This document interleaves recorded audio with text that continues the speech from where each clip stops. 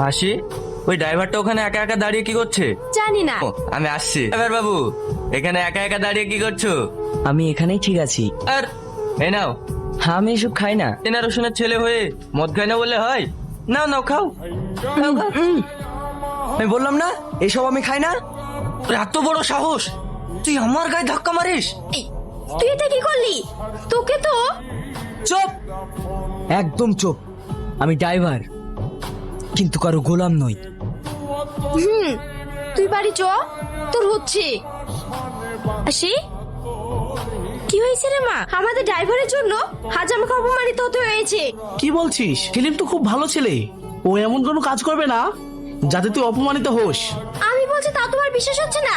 শোনো আব্বু, তুমি কালই ওই ড্রাইভারকে বার করে দেবে। ড্রিঙ্ক করেছিস? ও, এবার আমি বুঝতে পেরেছি।